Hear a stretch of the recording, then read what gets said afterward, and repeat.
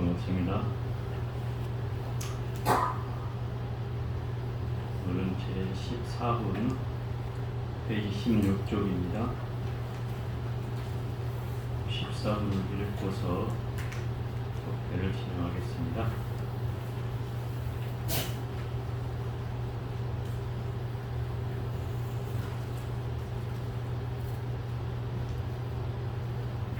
됐어요? 16쪽.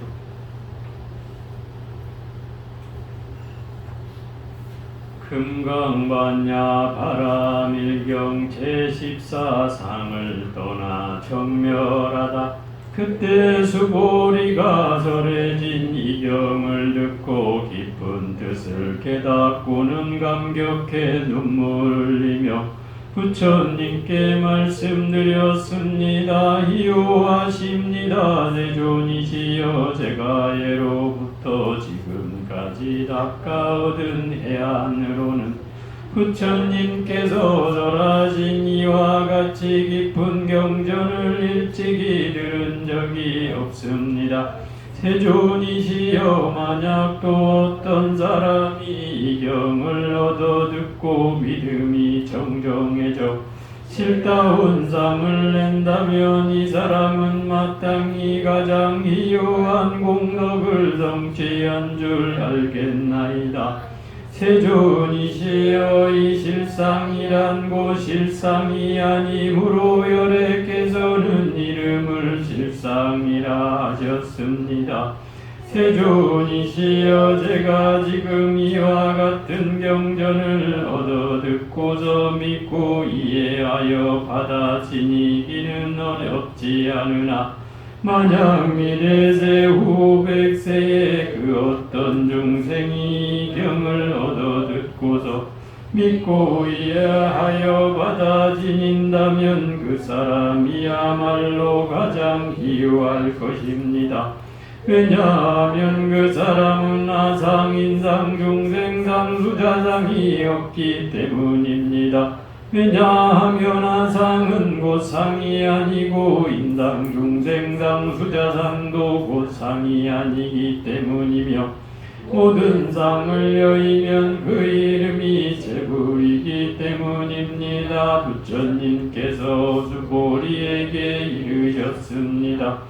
그렇다, 바로 그렇다. 만약 어떤 사람이 이 경을 얻어 듣고 놀라지 않고 겁내거나 두려워하지 않는다면 그 사람은 매우 희유한 사람인 줄 알지니라. 왜냐하면 수보리야, 열애가 설한 제일바라밀은 제일바라밀이 아니라 그 이름이 제일바라밀이기 때문이니라. 수보리여, 인욕바라밀은 열애가 설한 인욕바라밀이 아니라 그 이름이 인욕바라밀이니라. 왜냐하면 수보리여, 내가 옛적에 가리왕에게 신체를 베이고 잘렸을 때 나는 그때 아상이 없었고 인상이 없었고 중생상이 없었고 수자상이 없었느니라. 왜냐하면 지난 옛적 마디마디 사지를 도려낼 때 만약 나에게 아상, 인상, 중생상, 수자상이 있었다면 난 성내거나 원망을 품었을 것이니라. 수보리여, 또한 과거 500세 동안 인욕선인이었던 때를 생각하여도 아상, 인상, 중생상, 수자상이 없었느니라. 그러므로 수보리여, 보살은 상을 떠나서 안육따라 삼맥삼보리심을 내야 하느니라. 반드시 세계에 머물지 않고 마음을 내야 하고 성향 및 족법에 머물지 않고 마음을 내야 하며 마땅히 머무는 바 없이 마음을 내야 하느니라. 만약 마음에 머물미 있으면 곧 머물미 아니게 되므로 열애가 보살의 마음은 마땅히 세계에 머물지 않고 보시야라고 하느니라. 수보리여, 보살은 일체 중생을 이롭게 하기 이와 같이 보시하느니라. 열애가 설한 모든 상은 곧 상이 아니며 또 일체의 중생도 곧 중생이 아니니라. 수고리여 열애는 참된 말을 하느니요 실다운 말을 하느니요 여여한 말을 하느니요 헛된 말을 하지 않느니요 다른 말을 하지 않느니라. 수고리여 열애가 얻은 법에는 참됨도 없고 헛됨도 없느니라. 수고리여 만약 보살이 마음을 법에 머물러 보시하면 마치 사람이 어두운 곳에 들어가 아무것도 보이지 않는 것과 같고, 보살이 마음을 법에 머물지 않고 보시하면 마치 눈이 있는 사람이 햇빛이 밝게 비치어 갖가지 빛깔을 보는 것과 같으니라. 수고리여 미래세에 만약 어떤 선남자 선여인이 경을 받아 지녀 읽고 외운다면 곧 열애께서 깨달은 이의 지혜로서 이 사람들을 다 알고 다 보니 모두 한량 없고 끝없는 공덕을 성취하리라.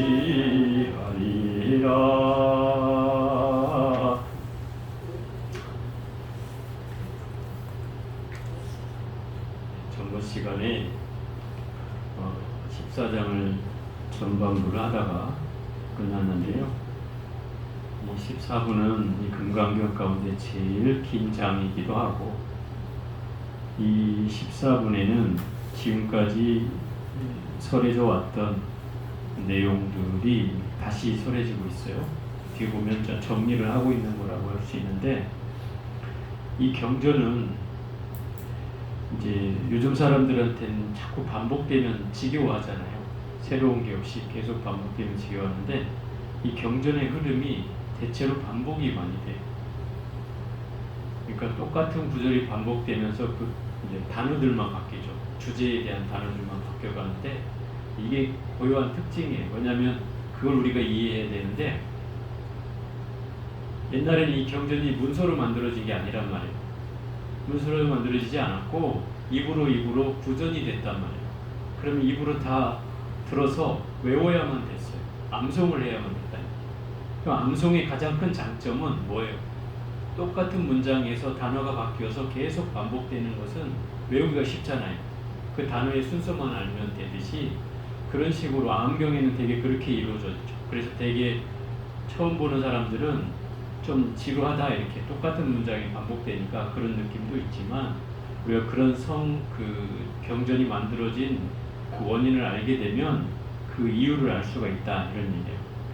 그래서 이게 문서로 편집됐다면 아마 이런 것들이 이것저것 다 모아서 해놓겠지만, 정작 후대에 이 문서로 만들어지게 되기 때문에 그 한 300년 가까이는 결국 부처님에 의해서 제자들에게 구전되어지고 그것이 계속 암송된 채 전해져 왔다는 거예요.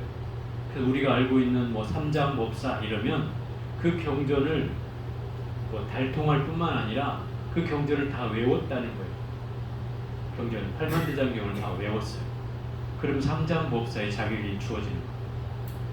여러분, 이 금강경도 하나 못 외우잖아요. 여러분, 법사의 자격이 없어. 본인의 소위경전도 하나 못 외우면 이 법사의 자격이 없죠. 어쨌든 우리 그 손오공이 나오는 삼장법사가 현장 스님이라는 스님이 이제 삼장법사거든요. 원래 실제로 있었던 인물이에요. 또 거기에 나오는 손오공, 사오정, 저팔계 이런 사람들이 동물로 비유되지만 실제는 스님들이었던 걸로 역사적으로 그렇게 전해지고 있어요. 그 스님들을 이제 재밌게 서육이라는 게 그잖아요. 서쪽에를 놀러 갔다 오면서 쓴 기행문이 서육이에요. 그게 이제 서쪽이 어디겠어? 인도를 말한다. 그러니까 중국에서 서쪽은 인도. 근데 이 현장법사가 사실은 놀러 간 건 아니고요. 그 7세기경에 우리나라 통일신라 때쯤 되나요? 그때에 인도에 세계 최고의 대학이 있었어요. 지금도 아마 그런 인원이 있다고 하면 대학이 참 큰 대학이다 이렇게 할 정도인데, 그때 당시에 10,000명이 있었다는 거예요. 7세기경에 10,000명이라고 생각해봐요. 엄청난 거죠. 지금도 그 잔해만 남아있는데 막 3층, 2층으로 되어 있는 돌벽으로 되어 있는 건물들이 지금도 이제 남아있거든요.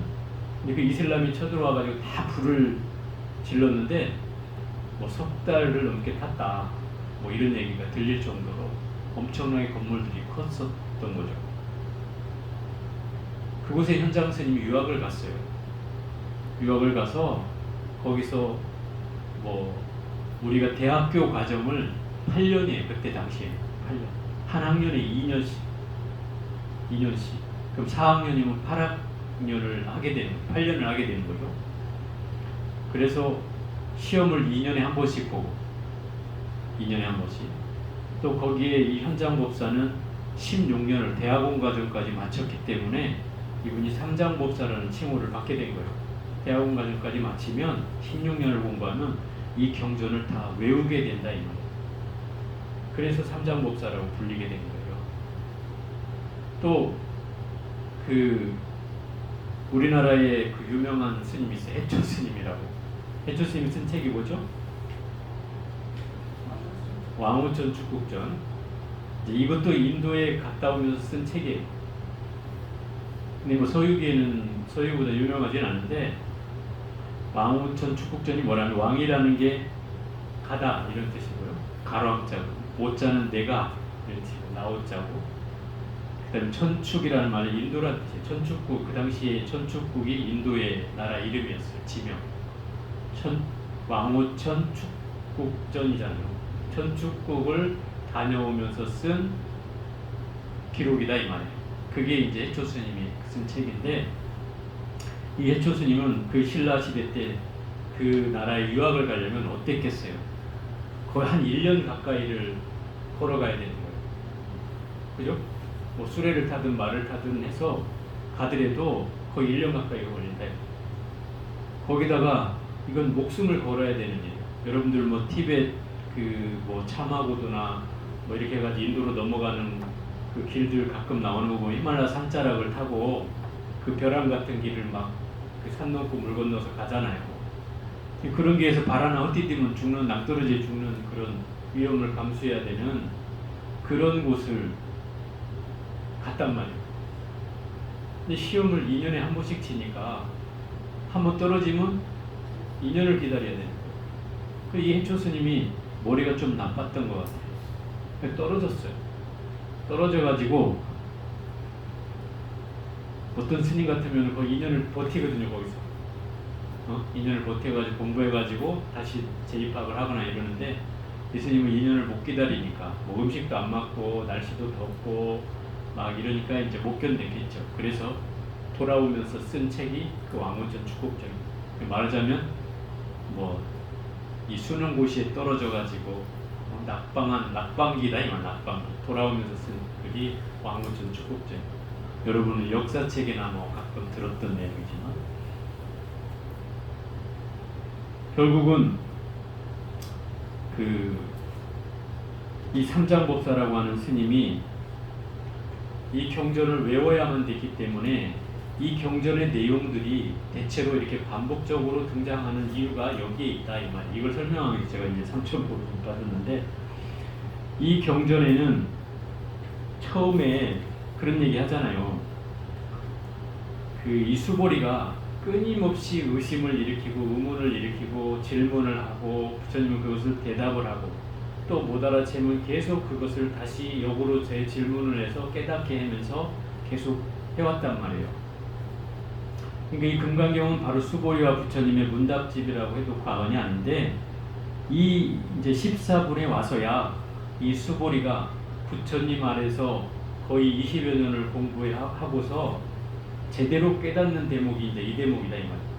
그래서 감격의 눈물을 흘렸다라고 하는 게 그런 대목이에요. 부처님 말씀을 깊은 이 공의 이치를 깨달았다. 무상과 무주와 무아와 공의 이치를 제대로 깨닫고 나서 감격해 눈물을 흘리면서 이제 말씀을 드렸다 이런 거고요. 그래서 가장 청정한 희유한 공덕을 얻은 사람은 바로 부처님이고, 그런 부처님의 법을 전할 수 있다면 그게 제일 희유한 공덕이 될 것이다. 또 후 500세 우리같이 말법 시대의 이 중생이 이 경을 얻고서 이 경을 공부한다면 가장 희유한 공덕이 될 것이다. 왜냐하면 이 법은 누구나도 배우기가 쉬운 법이 아니고, 또 이 수보리도 20년이 걸렸던 것처럼 사람들이 경전을 이해하는 일이 쉽지 않다 이 말인 거죠. 또 이 법은 그 서두에 얘기했던 것처럼 이 금강경의 논리가 모든 그 가르침에 배웠던 여러 가지 지식과 상과 이런 것들을 다 깨주는 거잖아요. 내가 내라고 할 것도 없고 상이랄 것도 없고 어디에 머물 바도 없다라고 끊임없이 깨주는 경전이잖아요. 그러다 보니까 이 법을 뭐를 다 지켜라, 이것을 계속 수행해라, 이렇게만 암경 같은 데서는 얘기하고 있단 말이에요. 하지 말아라고 하는 건 계율을 어기지 말아라는 뜻이지, 다 이 경전을 이렇게 지키고 이렇게 하고 이렇게 하라는 수행 방법만 얘기하고 있는데, 여기서는 그것들이 다 잘못됐다고 깨준다 이 말이에요. 부처님 가르침도 법집이고 나라고 할 것도 없는데 나에 대한 집착을 일으키는 아집이고, 이것 다 타파해야 된다 이 말이죠. 그러니 이 가르침을 처음에 듣는 사람들은 혼란이 될 것이다. 불교에 대한 이해가, 전반적인 이해가 없다면 혼란이 될 것이다. 그렇지만 이 가르침은 부처님의 깨달음과 또 본질적인 진리에서 크게 벗어나지 않기 때문에 이 가르침을 공부만 하면 제일 희유한 공덕을 얻게 되는 건 자명한 일이다. 왜냐하면 모든 그 아상인상, 중생상, 수자상의 집착이 없어지기 때문이다. 또 그런 상을 다 떠나게 되면 그 사람을 일러서 부처라 한다. 그게 제불이라는 뜻이에요. 부처님께서 또 이 경이 이 파격적이고 또 나를 깨트려야만 하고 나의 집착과 법에 대한 집착을 다 깨트리라고 얘기하고 있으니, 이 법을 듣고 놀라지 않고 두려워하지 않는다면 이미 이 사람은 이 법을 들을 자격이 있다 이 말인 거죠. 그래서 희유한 공덕을 성취할 수 있다 이렇게 얘기하는 거예요. 그래서 이 법을 내가 깨달음을 얻고 했으면 그걸 누구에든지 상을 갖지 않은 채, 상을 머물지 않고서 베풀어야만 한다. 그게 제일 바람이고, 또 이 부처님께서 인욕선인으로 계셨을 때, 인욕선인으로 계셨을 때, 이거 전생의 얘기예요. 인욕선인으로 계셨을 때 가리왕이라는 사람이 찾아와서 부처님 몸을 도려내고 마디마디를 다 잘라냈을 때도 부처님은 응당 성내거나 원망을 품지 않았다. 왜 품지 않은 거예요? 그 사람이 내리친다고 해서 어떤 마음도 일어나지 않았다는 거죠. 동요되지 않았다는 거예요. 그렇기 때문에 그 성과 원망이 일어나지 않았던 거죠. 근데 우리는 누가 너 뭐라고만 해도, 손가락질만 해도 벌써 우리는 마음이 동요하잖아. 그죠? 동요해, 움직여. 그 동요하는 마음이, 그것이 이제 우리의 중생심이다 이 말이에요. 그런 중생심을 알아차려야만 한다. 그래야 우리가 부처라는 성품으로 돌아설 수가 있는 것이다 이 말이죠. 몇 가지 했는 것 같네요. 수보리여, 또한 과거 500세 동안 인욕선인이었대를 때를 생각하여도 아상인상, 중생상, 수자상이 없었느니라. 500세 동안이라는 것은 500생이라는 뜻이에요. 500생. 500생이라는 뭐예요? 내가 500생을 사는 동안에 그때 인욕선인이었던 때를, 다른 때의 인욕선인이었던 때, 지금 앞에서 인욕선인이었던 때 원망과 성을 내지 않았다고 했잖아요. 그러니까 그 말고도 다른 500생 동안에 내가 혹여 다시 태어나서 인욕선인을 했을 때를 떠올려 봐도 그 어느 때조차도 내가 이런 마음을, 이런 상을 갖지 않았다. 상을 갖지 않았다는 건 뭐예요? 성을 내거나 원망하지 않았다 이 말인 거예요. 그 500생을 다시 떠올려 봐도 그렇다 이 말이에요. 그러므로 수보리여, 보살은 모든 상을 떠나서 안웃따라 삼맥삼보리심을 내야 하느니라. 결국 우리가 깨닫고자 하는 보리심은 이 상을 떠나서 내야 된다는 거죠. 그럼 왜 상을 떠나야 되느냐면 상을 떠나지 않고는 우리가 깨달음을 얻을 수가 없기 때문이죠. 당연히. 그죠? 상이 떠나는 것이 바로 무주심인데 이제 그 다음에 얘기하고 있는 거예요. 반드시 색에 머물지 않고 마음을 내야 하고 성향 미촉법에 머물지 않고 마음을 내야 하며 마땅히 머무는 바 없이 마음을 내야 하느니라. 이 내용이 그 제 10분이 뭐였죠? 장엄정토분인가요? 거기에 똑같이 나오는 구절이에요. 이 대답이 뭐냐면 부처님과 수보리가 처음에 2분에서 2분에서 수보리가 무엇을 물었어요? 부처님께. 부처님이시여 어떻게 내 마음을 머물며 그죠? 어떻게 해야 내 마음을 항복받을 수 있습니까? 다스릴 수 있습니까? 이렇게 물었잖아요. 그죠? 어떻게 머무는 거에 대한 대답이 바로 이 내용인 거예요. 이게 10분에도 나오고요. 그죠? 10분에 안 나와요? 10분에도 나오고 바로 2분에도 나온다. 제가 10분 얘기할 때 우리나라에서 이걸 삭구계로 얘기하는 사람들이 있다고 하는 걸 제가 설명했어요. 그래서 기억이 나요. 어쨌든 이 내용은 무슨 얘기냐면 색에 머물지 않는다는 것은 제가 또 설명을 하자면 색성향 미촉법이라는 건 우리가 육경이라고도 하고 육진이라고도 해요. 육경이라는 말은 6가지의 대상이란 뜻이고 뭐의 대상이라는 거예요? 안, 입, 이, 설신의 대상이라는 거예요. 눈, 귀, 코, 혀, 몸, 생각의 대상이 바로 색성향 미촉법이고 그 육경, 그렇게 해서 육경이고 또 육진이라고 해야 돼요. 육진은 뭐냐면 6가지의 티끌이다. 번뇌덩어리다 이 말이에요. 그 티끌이다 해서 육진이라고.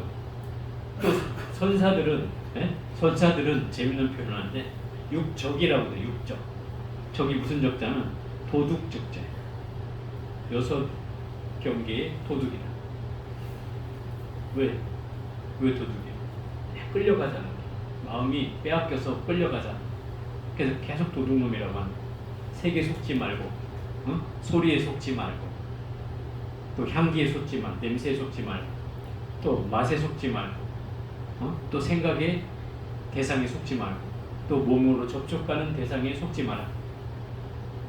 그게 우리의 일상이다. 중생사는 늘 이 6경계에 휘둘려지기 때문에 우리 중생이라고 불리는 거예요. 그럼 우리는 중생이니 당연히 휘둘려져야 됩니까? 이렇게 물으면 우리가 공부하는 사람은 당연히 이런 경계를 알아차려야죠. 그죠? 최소한. 그죠?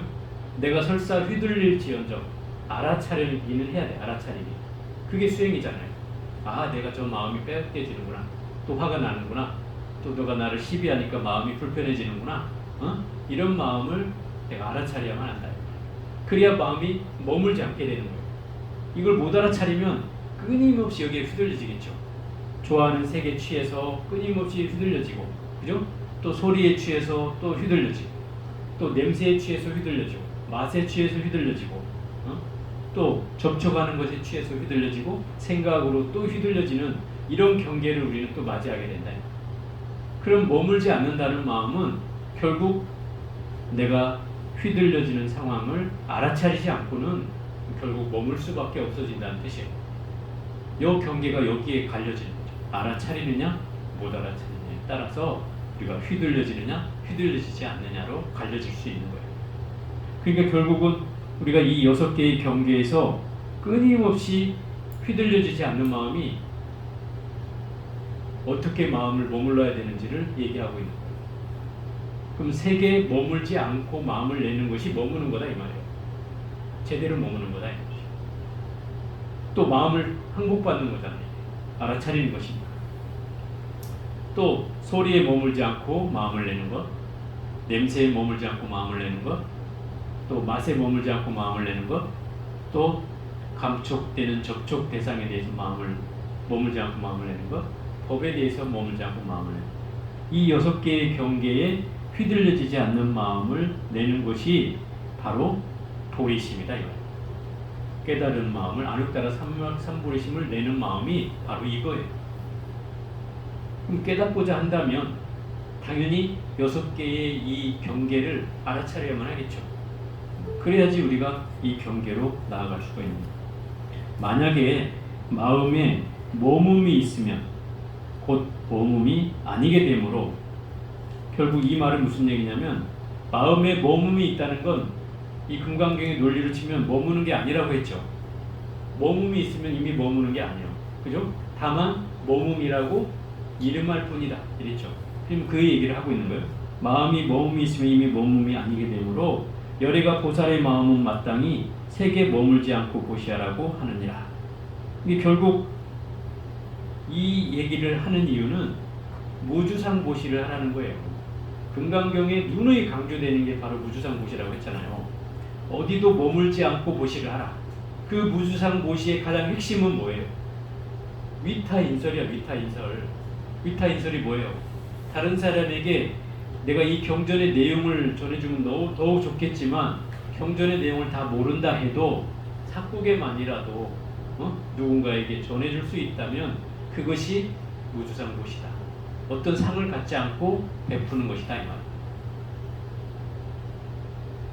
그렇다고 내가 아는 체 하면서 내가 말이야 이 금강경 삭국에를 공부하니까 이게 기가 막힌 돌이야 이러면서 막 얘기를 하면 이게 무주상보시가 될까요? 아니겠죠? 응? 하는 법 없이 하라고 그랬잖아요. 주더라도 하는 법 없이 줘야 되고, 그죠? 베풀어야 되고, 그 받아도 받는 법 없이 받아야 돼, 그죠? 설해도 설한 법 없이 해야 돼. 이것이 금강경의 논리잖아요. 그럼 어떻게 해야 해도 한박 없이 할 수 있냐면 집착이 없어야 된다. 집착하지 말아요. 또 이런 거예요. 이제 저희가 공부를 하다 보면 여러분들도 그런 경험을 이미 해왔을 거라고 보는데, 내가 좋으면 다른 사람도 좋을 것 같잖아요. 그죠? 내가 이 공부 해보니까 너무 좋아. 우리 자식한테 이 공부를 좀 가르쳐줬으면 너무 좋겠어. 우리 자식도 이 공부하면 너무 좋을 것 같아.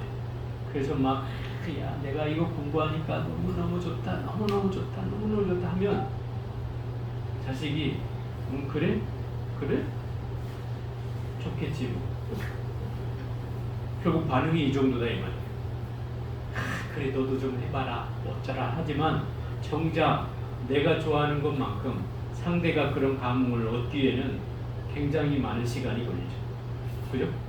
우리 여기도 이 젊은 청춘들도 있지만 쉽지가 않았단 말이에요. 지금도 쉽지가 않은 것 같아요. 지금 마음이 이게 개합이 확 되지를 않아. 이 젊은 청춘들은 왜 그런가 가만히 생각해 보니까 마음이 불안해 아직도. 여러분들처럼 뭐 할 일이 없거나 앞으로 해야 될 일이 정해져 있거나 이런 게 아니라 이팔 청춘들 뭐 할 일이 태산이고 또 뭐 앞으로 놓여진 길이 앞에 무슨 일이 놓여졌는지도 알지 못하니 결국 불안해서 이 공부를 해가기가 쉽지는 않잖아요. 젊은 청춘들. 또 이 불교에 대한 이해는 어떤 사람이 그런 얘기를 하더라고요. 이 청춘들도 이 불교를 알았으면 좋겠는데 이 청춘들한테 야 인생이 무상하다. 그러니 출가해라. 인생이 무상하니 불교를 공부해라. 이 말이 통하겠냐 이 말이에요. 그죠? 이 세상 사람들한테는 너무나 어려운 내용이다. 근데 이게 불교라는 가르침이 어차피 이게 깨달음의 가르침이고 또 결국 인생의 어떤 깊은 체험을 해야 이런 내용들이 사실은 와닿는다 이 말이에요. 더 깊이 있게. 그죠? 인생을 경험하고 살아가면서 사람의 관계 속에서 지치고 힘들고 괴롭고 뭔가 어려움이 생겼을 때 이 부처님 가르침을 들으니 뭔가 마음이 좀 풀리고 좀 진정되고 안정이 된다. 좀 시원해진다 하는 이런 마음이 드는 것은 결국 뭔가 인생의 천리를 좀 경험해 봐야 이 불교가 조금씩 들어오게 된다 이 말인 거예요. 근데 무턱대고 모르는 애한테 유치원 다니는 애한테 또는 여기 경희 초등학교 다니는 애들한테 야 인생은 무상한 거야. 그러니 너 여기 불교를 공부해야 돼. 이런다고 그게 맥히겠냐 이 말이죠. 쉽지 않은 거죠. 그래서 이제 이런 경전의 가르침들이 어떻게 하면 또 뭐 경전은 워낙 다양하기 때문에 또 젊은 청춘들에 맞는 또 가르침들이 뭐 있겠지만은 정작 어떤 불교의 근본적인 가르침에 들어가자면 쉽지는 않다 이 말인 거죠. 수고리여, 보살은 일체 중생을 이롭게 하기 위해 반드시 이와 같이 보시하느니라. 보살은 바로 우리를 말하는 거예요. 우리. 그러니까 중생을 이롭게 하기 위해서 보시를 하는 것이고, 그 보시는 상을 머물지 않는 보시여야 된다는 거예요. 무주상 보시여야 된다는 거죠. 열애가 설한 모든 상은 상이 아니며 또 일체의 중생도 중생이 아니라. 상이 아니라는 건 이미 저 5분에서가 그 사국에 나오죠. 범수유상, 계시여망, 약변재상, 위상에 보면 나오죠. 상이 아니라 상이라고 이름할 뿐이다. 그죠? 중생도 중생이 아니라 중생이라고 이름할 뿐이다. 왜 중생이라고 이름할 뿐이에요? 중생이란 영원히 중생이지 않다는 거예요. 만약에 여러분들이 영원히 중생이라면 부처가 될 일이 없죠. 그렇잖아요. 노력할 일도 없어. 그죠? 내가 공부할 일도 없는 거예요. 영원히 중생이어서 부처가 되지 못한다면 여러분 노력할 이유가 없어지는 거죠. 이게 반대로 예를 들어 다른 종교에서 야, 너 하나님이 될 수 있어. 이런다면 그 사람도 엄청 노력하겠죠. 근데 그 사람들은 하나님이 될 수 없어. 이렇게 얘기한단 말이에요. 그죠? 너는 종이야. 종은 내가 시키는 대로만 하면 돼. 이게 이제 다른 종교예요. 그러니까 주인된 생각이나 가치관은 전혀 필요가 없어요. 그냥 하란 대로 하면 되는 거예요. 종은 시키는 대로 하면 되는 거죠. 이렇게 하라면 이렇게 하고 저렇게 하라면 저렇게 하고 하나님 이렇게 말씀하셔서 거기만 따라가면 되는 거예요. 그러니까 이 공부하고는 완전히 다르죠. 어떤 사람들은 뭐 불교와 비슷합니다 이렇게 얘기하는데 그 웃기는 소리 하는 거죠. 실제로 비슷한 부분은 어디냐면 경전의 한 부분은 비슷해요. 우리 법화경이라는 경전이 그 누굽니까? 그 경희대에 여기 나온 불문과 교수였던 분이 민희식 교수라는 분이 법화경과 신약성서라는 책을 썼어요. 그 책에 보면 이 신약성서의 내용이 이 법화경의 내용을 그대로 본따서 만들어진 경전이다라고 설명해요. 응? 거기에 보면 성경의 탕자의 비유 이런 거 나오잖아요. 그럼 이 법화경에도 그 아들을 잃어버린 이제 부모가 나온다. 그 아들한테 이 그 길섭에다가 그 옷보름에다가 보물을 보석인가를 꿰매가지고 거기다 집어넣어줬어. 혹여 잃어버리면 그거라도 찾아서 이 호구지책을 삼으라고 했는데 이 아이가 집을 부모하고 헤어져가지고 시장 바닥에 같이 손잡고 갔다가 어린 나이에 헤어져가지고 놓쳤죠. 손을 못 찾아서 뭐 백날 찾았지만 뭐 없어요. 그리고 20년이 지난 후에 만나게 된 꼬맹이였다가 20년이 지난 온 나라를 다 떠돌다 거지로 돌다가 그 나라에 다시 찾아왔어. 근데 자기 동네인지도 몰라.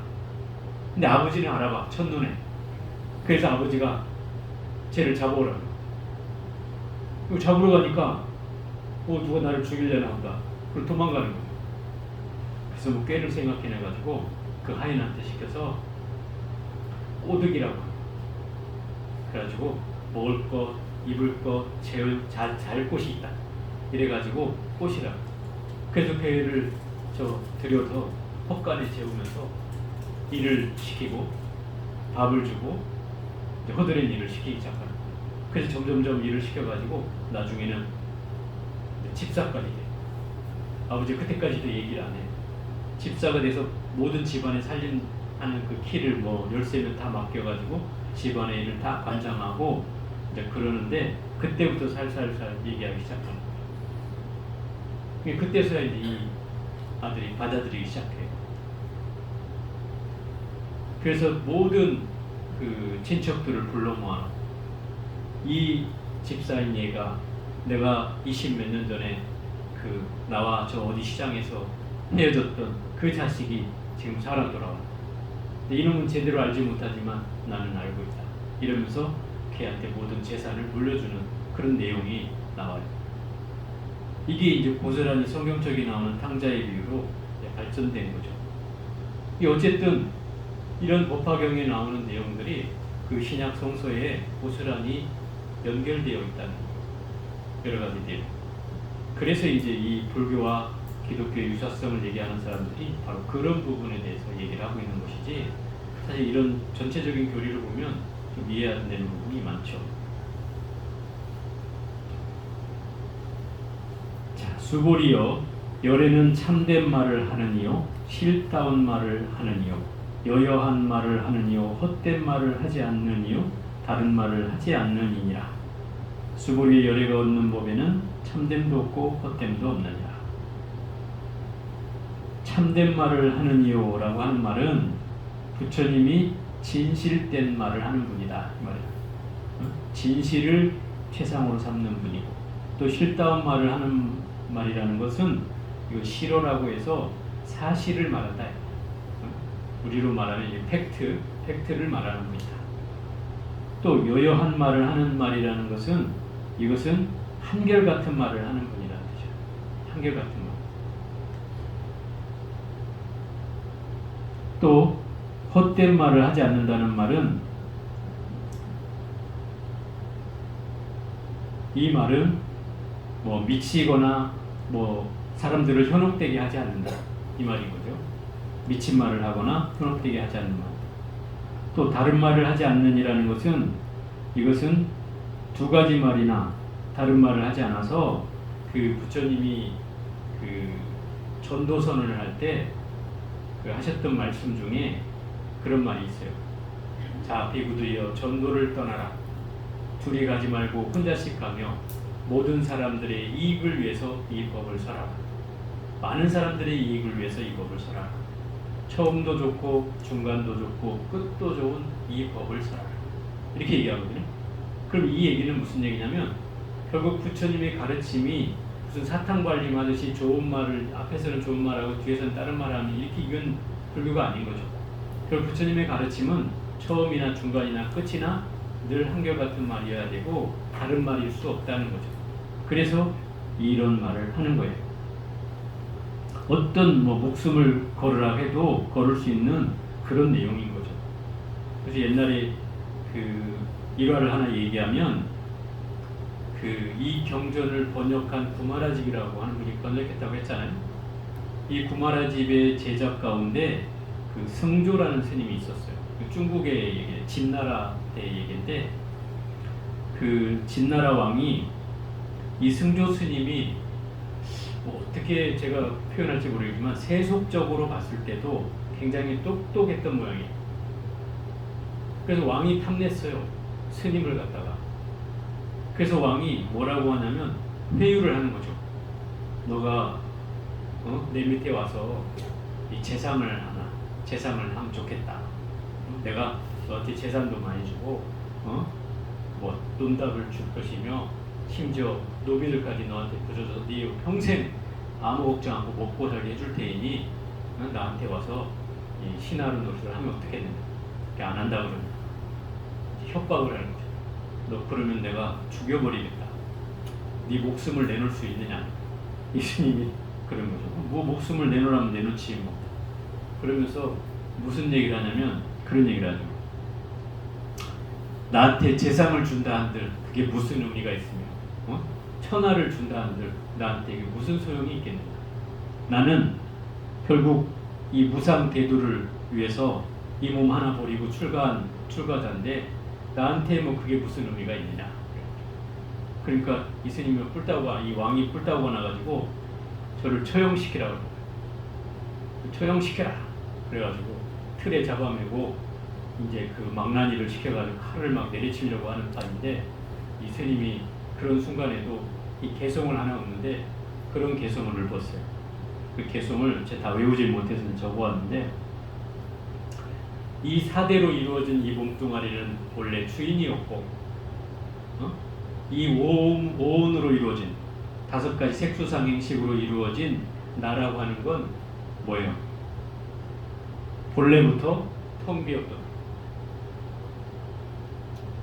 또 장차 그 백독 흰 칼날로 나의 머리를 자를 것이지만, 마지막 구절이 재미있는 구절인데, 그 유사 참 춘풍이라, 마치 봄날의 바람을 배는 뿐이다.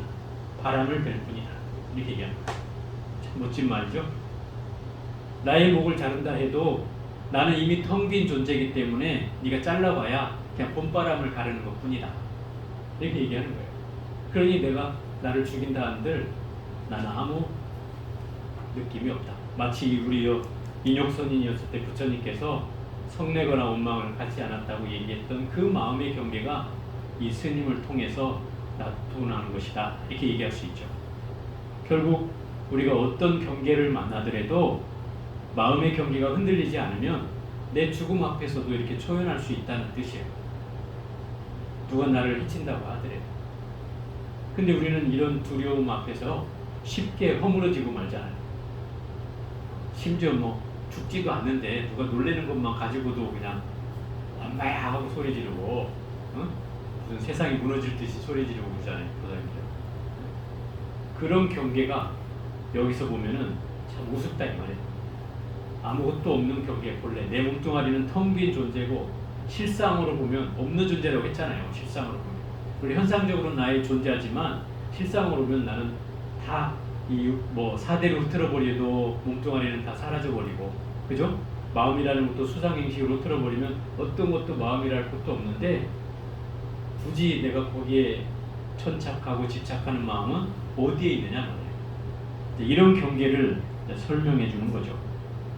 그래서 이 부처님이 말씀하신 이 가르침이 바로 진실과 사실과 그 다음에 같은 말과 또 헛되지 않은 말, 다르지 않은 말을 설명하고 있는 그 가르침이 바로 진리 그 자체라는 거죠. 진리 그 자체. 그래서 열애가 얻은 법에는 참됨도 없고 헛됨도 없다고 그랬어요. 참됨도 없다고 하는 말은 이런 거예요. 열애가 얻었다고 하는 법이 있어요? 얻어도 얻은 바가 없다고 그랬잖아요. 그러면 있는 게 아니죠. 없는 거예요. 얻은 법에는 그래서 참되지 않다고 하는 거고, 그러면 헛되냐? 헛된 것도 아니라는 거예요. 얻긴 얻었으니까. 헛된 건 아니란 말이에요. 그래서 이렇게 참됨도 없고 헛되지도 않다 그러는 거예요. 이 얘기를 바꿔서 얘기하면 여러분들 제일 헷갈리는 말이죠. 있는 것도 아니고 없는 것도 아니다. 그죠? 그 얘기는 무슨 얘기냐면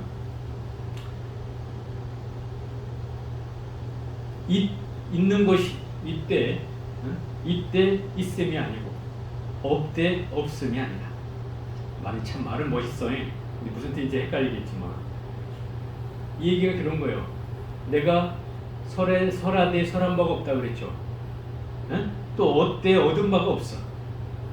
그게 무설분이요. 무설분에 나오는 말이에요. 얻은 바도 얻되 얻은 바도 없고 설하되 설한 바가 없고 하되 한 바가 없어. 이게 무상이고 무주고 뭐예요. 그죠? 그러니 여기서 설해진 어떤 법이라 해도 참되다고 하는 그 말도 사실은 상이죠. 따져보면 참됨은 참됨이 아니라 참됨이라고 이름할 뿐이다. 이래야죠. 그죠? 그러니 참됨도 없고 헛됨도 없는 거예요. 헛되다는 건 실상이 아니란 뜻이죠. 그래서 실상이 아닌 건 아니잖아요. 실상이지만 실상이라고 이름할 뿐인 것이죠. 이런 경계에 걸리지 말라는 거예요. 그래서 참됨도 없고 헛됨도 없다. 이게 반야신경에도 이런 비슷한 구절이 나오죠. 진실불업. 진실불업. 기억이 납니까? 기억이 안 나요? 어디에 나오지 이게? 저 뒷부분에 나오는데 진실불업 안욕따라 삼명삼불이 뭐 하는 그런 부분에 나오는데 진실이 헛되지 않다. 이 말은 헛되지 않다. 헛되지 않은 게 바로 이런 뜻이죠. 또 그런 이치로 보면 제가 이제 이런 설명을 하려고 하면 이제 좀 이해를 돕기 위해서 이 선사의 얘기를 가끔 하는데 쉽게 말하면 이런 거죠. 우리가 세속적인 진리를 속죄라고 해요. 속죄. 세속의 진리를 속죄. 진리 제자를 써서 속죄라고 해요. 그러면 또 실상으로 이루어진 진리를 진제라고 해요. 진제. 진짜 진리다 이 말이에요. 진제. 그럼 이걸 우리가 세간 출세간으로 나누자면 속죄는 이 세간의 진리고 진제는 출세간의 진리다. 세간을 벗어난 진리다 이 말이에요. 이렇게 얘기할 수 있어요. 그러면 세속의 진리는 어떤 걸 말하냐면 우리 세상에서 펼쳐지는 중생의 여러 가지 경계들이 다 세상의 진리입니다. 우리가 밥 먹고 똥 싸고 잠자고 뭐 욕심내고 성내고 어리석은 마음을 일으키는 이 중생의 경계가 중생의 입장에서 보면 그게 속죄예요. 그것도 나름 진리야. 중생의 진리. 네? 이걸 중생의 진리예요. 그런데 부처님은 이 두 가지 경계가 둘이 아니다 이렇게 얘기한단 말이에요. 중생의 경계나 부처의 경계가 둘이 아니다 이렇게 얘기합니다. 자, 이거를 내가 선구절로 한번 비유를 들어볼게요. 여러분이 제일 많이 들었던 성구 중에 산은 산이요 물은 물이다 들어봤죠? 이게 이제 성철 스님이 뭐 이걸 많이 인용을 하셔서 유명해져 성철 스님 구절인 것처럼 얘기하지만 실상은 옛날 선서에 나오는 내용이 그걸 이제 성철 스님이 인용했을 뿐인데 산은 산이요 물은 물이다. 그러면 이건 속죄야 속죄. 네? 중생의 입장에서 봐도 산은 산이고 물은 물이죠. 그죠? 속죄예요 이게. 그런데 또 뭐라고 얘기하냐면 산은 산이 아니요 물은 물이 아니다 이렇게. 이건 뭐예요? 이게 진제예요. 산은 실상이 아니죠. 그래서 산이 아닌 거예요. 현상이니까 언젠가 없어져 가잖아요. 그래서 산이 아닌 거예요. 또 물도 또한 언젠가 사라지잖아요. 그래서 물이 아닌 거예요. 이건 실상이에요. 그래서 이걸 진제라고 하는 거예요. 진제. 그래갖고 이 실상과 둘이 아닌 경계로 마음의 경계가 딱 열리고 보니 또 뭐라고 하냐면 진속 불이 불의의 경계로 하는 마지막 말씀이 그래서 산은 산이요 물은 물이다 이렇게 얘기합니다. 이 얘기는 앞에 속죄로 얘기한 산은 산이요 물은 물이다와 둘이 아닌 경계로 산은 산이요 물은 물이다는 것이 완전히 달라요. 무슨 말이 알아요? 중생의 경계에서 얘기한 산은 산이요 물은 물이다와 부처의 경계로 바라본 산은 산이요 물은 물이다의 경계가 다르다. 왜 다르냐? 이것은 나한테 여러 가지 집착과 중생에 현존하는 현상의 경계에 머물러 있기 때문에 나오는 소리라고 하면 부처의 경계에서 나오는 이 소리는 어떤 집착도 사라진 상태에서 사는 산이요 물은 물이라고 하는 거예요. 이것을 무슨 얘기로 표현하냐면 있는 그대로가 다 진리다 이런 뜻이에요. 그걸 사는 산이요 물은 물이다 이렇게 얘기합니다. 그럼 앞에 얘기하고 다르죠? 분명히. 네? 달라요. 이걸 이해할 줄 알아야 돼. 그래야 나중에 가면은 있는 그대로 진리라는 말이 자연스럽게 이해가 된다. 왜? 우리는 중생의 경계로는 다 있는 그대로 진리라고 얘기할 수는 있어요. 그렇지만 나는 집착이 있고 뭔가 망상의 경계가 있고 이 탐진치 삼독에 찌들어 있는 이 마음으로 보는 경계는 이건 아무리 봐도 속죄일 뿐인 거지 그게 집착이 없는 사는 산 물이요 사는 산이요 물은 물이 아니다 이 말이에요. 왜? 산은 산이 아니고 물은 물이 아니라는 이 진제를 터득하고 나서야 비로소 산은 산이고 물은 물이라는 말이 이해가 된다 이 말이에요. 그때는 있는 그대로 진리라는 말을 할 수 있어요. 터득하고 나면 진제를 터득하고 나면 공을 터득하고 나면 여기서 말하는 무아, 무주, 무상, 공이라는 걸 터득하고 나면 아 있는 그대로 진리야 이렇게 얘기할 수 있어요. 이렇게 하면 이제 여러분은 도익이 되는 거예요. 그런데 이 경계까지 우리가 나아가지 않고서 아 그냥 있는 그대로 진리래 이러면 이건 말뿐인 거다 이 말이에요. 왜? 현상계는 여전히 나는 속죄에 속해 있기 때문에 그 경계를 벗어난 게 아니다 이 말이죠. 그러니 이걸 속죄와 진죄가 둘이 아닌 경계라고 얘기할 수 없다. 만약 보살이 마음을 법에 머물러 보시하면 이미 머물지 않고 보시하라고 했는데 만약에 법을 머물러 보시한다는 것은 이미 어딘가에 머물러 있다는 건 중생의 경계죠. 그죠? 중생의 경계. 또 상이 있는 거죠.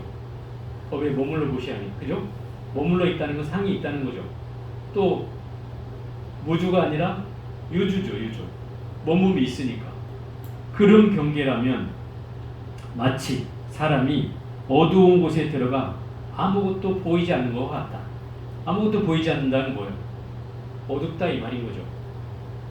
지혜의 안목이 열린 게 아니라 지혜의 안목이 막혀서 안 보이는 거죠. 이것을 바꿔서 얘기하면 우리 무명에 지금 빠져 있는 거예요. 무명 중생이라고 하잖아요. 우리는 무명에 빠져 있는 것이다. 왜? 어딘가 마음에 머물러 있다면, 머무른다는 거예요. 집착을 한다면 이런 뜻이죠. 어딘가에 집착을 한다면 그건 이미 무명에 빠진 중생이어서 칠흑 같은 밤하늘일 뿐이다 이 말인 거죠. 아무리 봐도 밝아질 수가 없다 이런 거예요.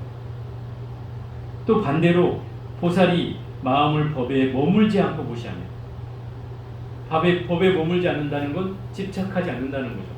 집착하지 않고 무주상으로 상의 없이 베풀면, 보시하면 마치 눈이 있는 사람이 햇볕이 밝기에 비추어 갖가지 빛깔을 보는 것과 같으리라.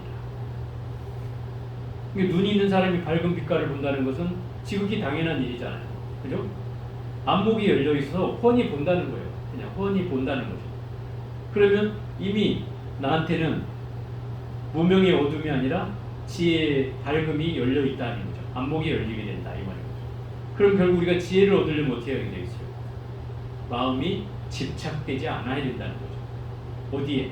바로 색서양 위촉법이라는 그 경계에 집착되지 않으면 우리는 지혜의 안목을 열 수 있다 이 말인 거예요. 지혜의 안목을 여는 방법이 바로 그런 거예요. 수보리여, 미래세에 만약 어떤 선남자 선녀이니, 뭐 보살이나 어떤 선남자 선녀이나 다 같은 말이에요. 수행하는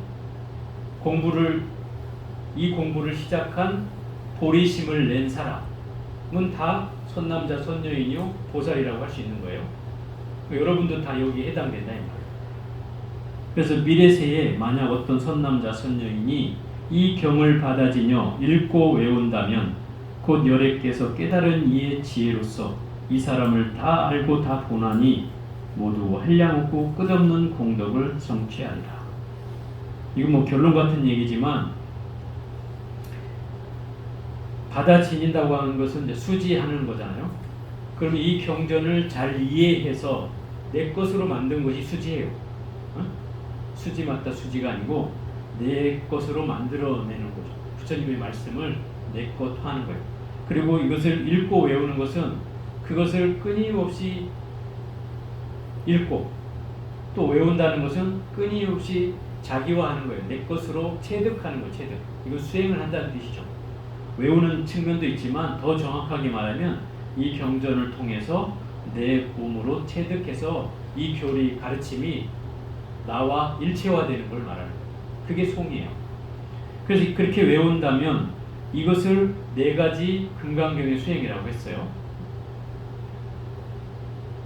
위타인설이 빠졌구나. 위타인설까지 해서 네 가지가 이제 저긴데, 어쨌든 열애께서 이런 경전을 읽고 외운다면 그 사람들을 이미 부처님은 다 안다 이 말이에요. 그리고 이미 후 500세에도 그죠? 말세된 시기라도 꼭 마음을 내는 사람이 있다고 얘기했죠. 아무리 불법이 쇠해져서 없어지는 시기라 하더라도 이 경전을 믿고 따르는 사람이 있을 것이다 그랬어요. 부처님 걱정하지 말아라. 수부리가 그걸 걱정하니까 걱정하지 말아라. 그런 사람이 반드시 있다. 왜냐하면 과거로부터 이미 서너 다섯 부처님께 공양을 올린 사람뿐만 아니라 천만 분의 부처님이 계셨던 수없는 부처님 시대 동안에 누군가는 그 부처님에게 공양을 올리고 공덕을 지은 사람들이 있을 것이다. 그렇겠죠? 그런 사람들이 이 가르침을 듣는다면 신심을 낼 것이다. 그래서 이 가르침을 믿고 따른 사람이 자연스럽게 생길 것이다. 부처님 이렇게 예견하신 거예요. 그래서 그런 사람이 결코 없어지지 않을 것이다. 왜? 부처님한테 그렇게 공양을 올리는 사람이 지금도 있고 앞으로도 있을 것인데 결국 그래서 이 불법은 소멸되지 않는다. 이렇게 얘기하고 있는 거죠. 그래서 이 법을 통해서 법으로 이어져 갈 것이다. 이렇게 얘기를 하신 거예요. 이거 걱정하지 말라는 거예요. 얼마 전에 우리 주지스님하고 밥을 먹다가 그런 얘기를 했어요. 요새는 젊은 청춘들이, 뭐 20대 이전의 젊은 청춘들이 종교를 믿지 않는다. 그죠? 제가 얼마 전에 그 기독교 방송을 제가 한번 본 적이 있는데, 서울의 유명한 목사님이 일주일에 예배를 7번인가 8번인가 하는 목사님이 사람이 많아가지고 그 한 10,000명 정도 되는 신도가. 그러면 뭐 엄청 많은 거잖아요. 그런데 그 목사님이 설교하면 그런 거예요. 큰일 났대.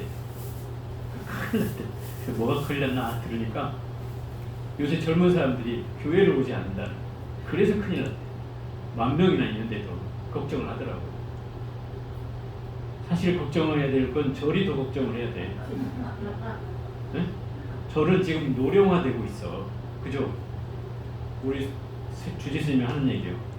야, 내가 이 절에 와가지고 불사한 중에 여 계단에 봉 달아놨더니 노보살님들이 나보러 불사 중에 최고 불사를 하셨다고 인사를 막 그렇게 하고 다니다. 이 절도 이제 노쇠화돼서 저 봉을 다뤄줘야 되는 상황이 됐다 이 말이야. 그럼 젊은 청춘들은 종교를 믿지 않으니 당연히 종교를 외면하고 있고, 그럼 앞으로 이게 얼마나 가겠냐 이 말인 거죠. 그죠? 이게 코로나가 터지고 나서 훨씬 심해진 것 같다는 생각이 들어요. 젊은 청춘들이 종교를 아예 외면하기 시작했어요.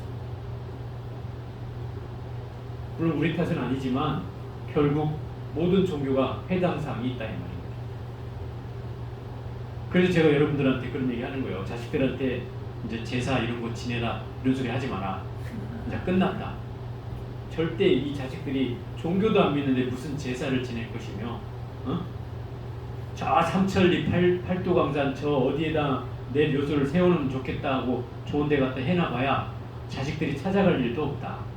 그러니 화장해서 그냥 가까운 데 뿌리고 거기나 찾아가서 기도나 하라든지 생각나면 한 번씩 가보라든지 하고 말 것이지, 굳이 무슨 제사를 지내라 뭐를 해라 할 필요 없다. 이 젊은 청춘들은 절대 이제 그걸 의지하지 않을 것이다.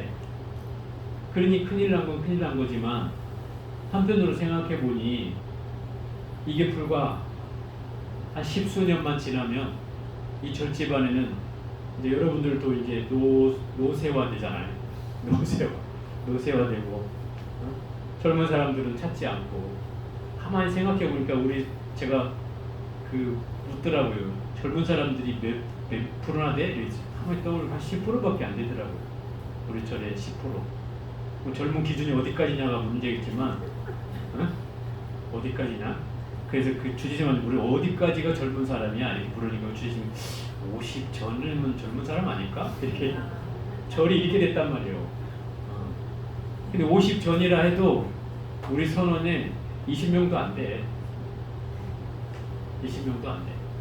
20%도 안 된다니까. 실제로 내가 그 얘기를 듣고 생년월일을 받아서 이렇게 세봤어. 그러니까 한 14명, 15명 많이 쳐줘가지고 그것도 막 좀 쳐서 70년대생까지 딱 쳐주니까 한 10대, 15대더라고. 그러니 그나마 주지스님이 야 그래도 니는 젊은 사람 몇 명이라도 있잖아 이렇게 얘기하는데 그게 자랑할 일이 아닌 거죠. 현실이 이렇다 이 말이에요.